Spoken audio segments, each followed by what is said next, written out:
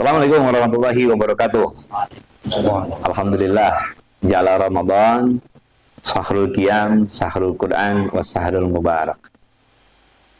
Bersyukur kepada Allah, mari sama-sama kita panjatkan agar ibadah Ramadan kita hari ini dalam kapabilitas ibadah Ramadan yang tersempurna di hadapan Allah Subhanahu wa taala.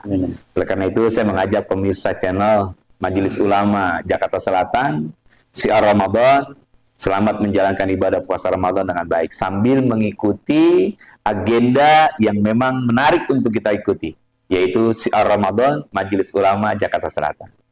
Nah, hari ini saya sengaja menghadirkan para kader-kader Islam yang mereka sudah mengikuti pengembangan keilmuan, baik di PDU dan melanjutkan ke PKU.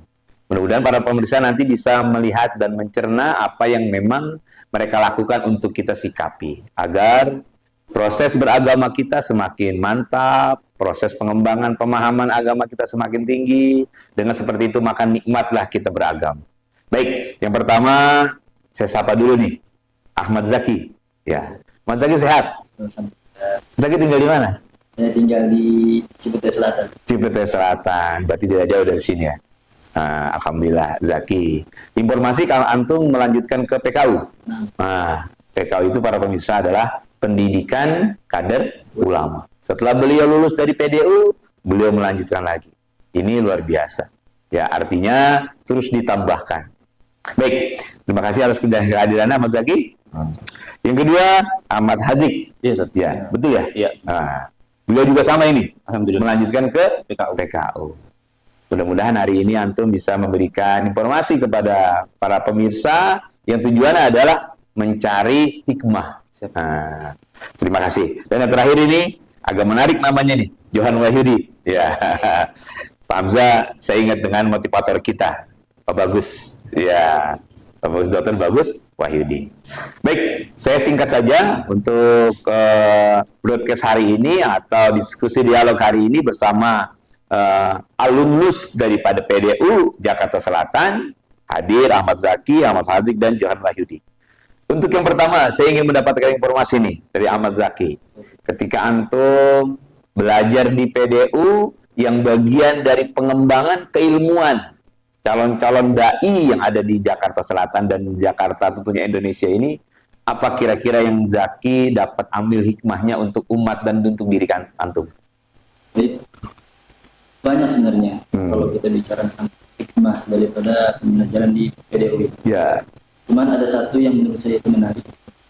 Nah, ini tentang keautentikan ilmu dan Islam. Itu autentitas. Guruna di Jawa itu Zawi. bahwa dalam kita menyampaikan ilmu atau menggali suatu ilmu, apalagi ilmu agama, ya, itu harus representatif. Harus lebih ilmiah sehingga umat tidak merasakan keraguan penyampaian para dai, terutama kita mahasiswa PDU. Ya. Disinilah tempatnya, insya Allah mudah-mudahan berkah dari para guru-guru kita menjadi ulama yang intelek. Ya, atau beliau seperti itu. Amin. Baik, jadi memang ada apa namanya dikatakan autentitas keilmuan yang didapati, subhanallah.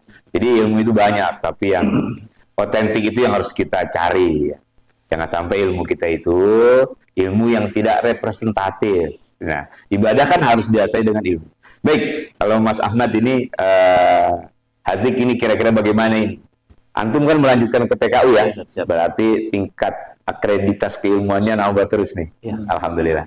Apa yang antum rasakan selama di PDU kemarin dan antum realisasikan untuk masyarakat? Baik, Assalamualaikum warahmatullahi wabarakatuh. Waalaikumsalam warahmatullahi wabarakatuh.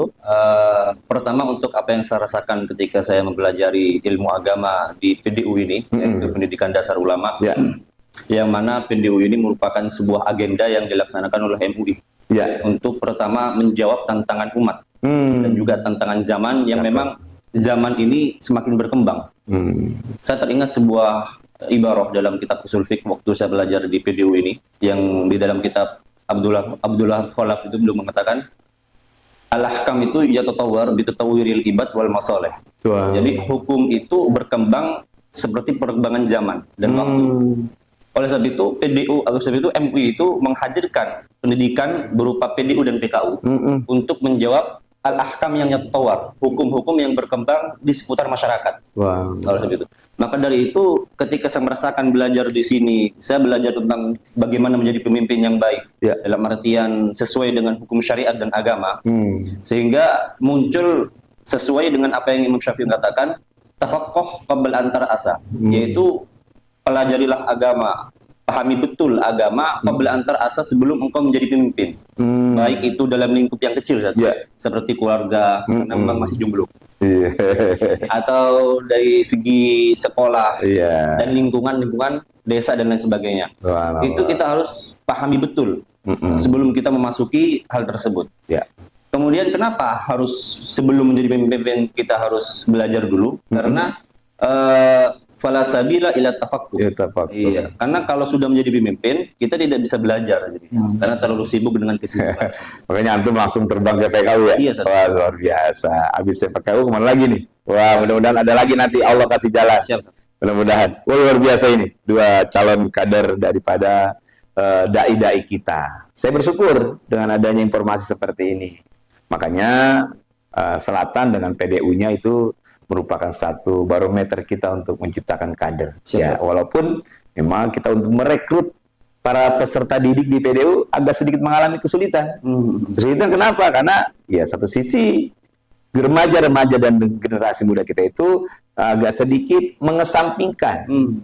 mengesampingkan nilai-nilai agamis. Padahal tadi sudah disebutkan akan otentitas. Nah, kalau ini kan dengan tantangan umat yang mengalami perbedaan. Nah, ini Johan nih, teman kita Johan. Johan, ini bagaimana antum merasakan kalau PDU itu betul-betul berguna untuk mengembangkan karakter individu, lantas di-share ke masyarakat? Bagaimana pengalaman antum, Johan? Bismillahirrahmanirrahim. Kalau dari kami sendiri, kalau kita ambil dari kata PDU, Pendidikan Dasar Ulama, saya lebih tertarik kepada masyarakat umum yang am. Jadi kami pribadi langsung pendekatan secara individu kepada mereka yang tidak tersentuh bahasanya, seperti anak-anak pang. Justru kami bergabung kepada komunitas pengajian trotoar. Jadi kalau di majelis itu kayaknya sudah tidak asing ya. Kita ngaji di trotoar, gitu kan. Jadi sebenarnya mereka butuh sentuhan-sentuhan halus dari kita. Wow, luar biasa. Banyak terlahir juga beberapa hafiz dari jalanan. Nah, ini yang kita harus meng-up kembali bahwasanya banyak potensi di jalanan yang kita bisa jadikan ulama juga. Subhanallah. Baik. Ini luar biasa ini para pemirsa channel MUI Jakarta Selatan. Ya, organisasi yang berkiprah di dalam pengembangan PDU dan PKU ini nilainya luar biasa ini di hadapan Allah. Ya, dari identitas, dari perjuangan yang berbeda-beda sampai ke dakwah trotoar. Luar biasa ini. Saya sendiri kaget dan luar biasa karena saya di trotoar itu bukan berdakwah, hanya meminggirkan motor jangan parkir di trotoar. Baik para pemirsa sekalian yang dimuliakan Allah, informasi dasar dari para alumnus PDU yang melanjut ke PKU sudah sedikit kita dapati. Ada pertanyaan terakhir ini buat mereka bertiga ini.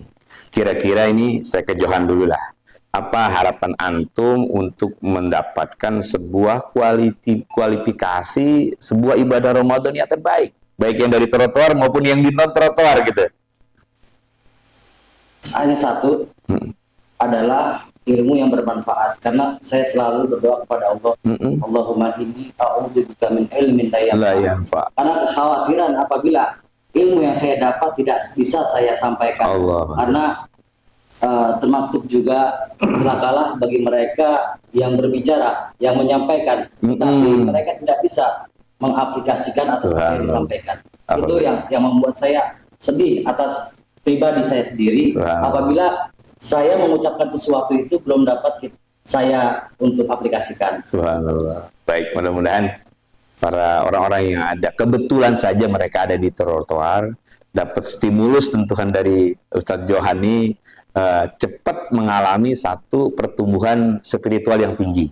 Mudah-mudahan seperti itu. Nah, untuk Hadik nih, kira-kira kan tadi disampaikan bahwa posisi keadaan umat itu perjuangannya akan mengalami satu tantangan yang berbeda-beda. Nah, kira-kira kiat yang paling update kepada mereka itu agar tersampaikan pembaharuan pemikiran beragama, kira-kira bagaimana itu, Dik? Assalamualaikum warahmatullahi wabarakatuh. Salam. Untuk kiat-kiat yang harus dikerjakan supaya umat itu tersentuh ya dengan agama-agama dan nilai-nilai keagamaan.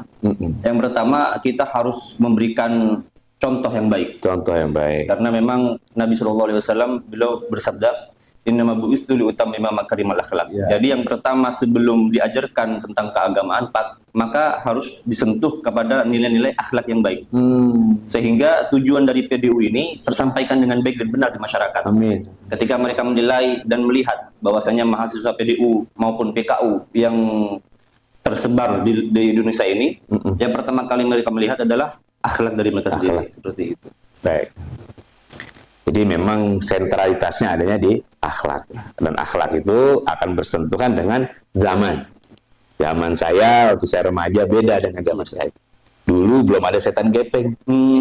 Ini kan setan gepeng. Setan gepeng. Kalau digunakan dengan baik, maka baiklah masyarakat itu.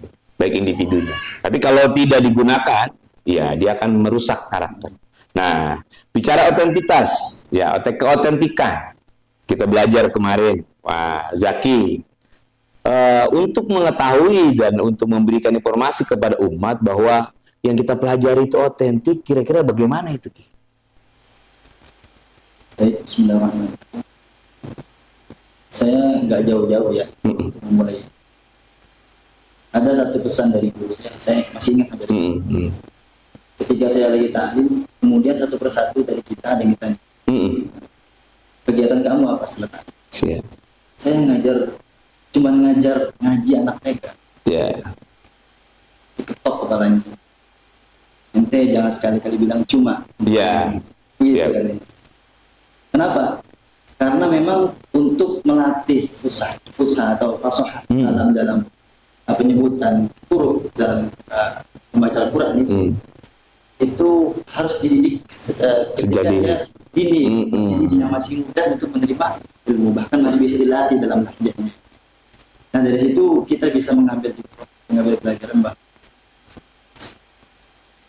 otentitas ilmu dalam Islam itu sebegitu detailnya. Begitu detailnya, sebegitu ilmiahnya dalam ucapan, lisan dan sebagainya. Itu baru dalam hal qiraah, belum dalam hal memahami Al-Quran itu sendiri. Kira-kira seperti itu. Baik, subhanallah. Jadi pemirsa channel MUI Jakarta Selatan, Syiar Ramadan 1444 Hijriah.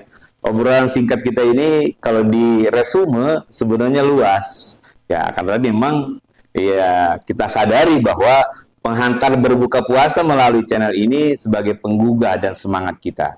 Mereka-mereka ini adalah calon-calon pemimpin kita masa depan. Apa yang sudah mereka alami bisa kita ikuti dengan diri kita. Mungkin para pemirsa ada yang mempunyai calon-calon atau ada anak-anak yang memang perlu pendalaman tentang nilai-nilai keberagamaan, bisa bergabung dengan PDU dan melanjutkan ke PKU. Oleh karena itu, saya simpulkan saja, obrolan singkat kita ini yang pertama tentang otentitas aktualisasi daripada keilmuan agama mereka dapati di PDU. Yang kedua, bahwasannya memang perjuangan umat akan mengalami satu benturan. Kenapa? Karena tantangan umat dari zaman ke zaman mengalami perbedaan. Yang kedua dan yang ketiga adalah dakwah tidak mengalami daya tahan segmentasi. Akan tetapi harus dilakukan seluruh segmentasi sampai ke lingkup trotoar. Mudah-mudahan pertemuan kita ini memberkah dari Allah Subhanahu wa taala.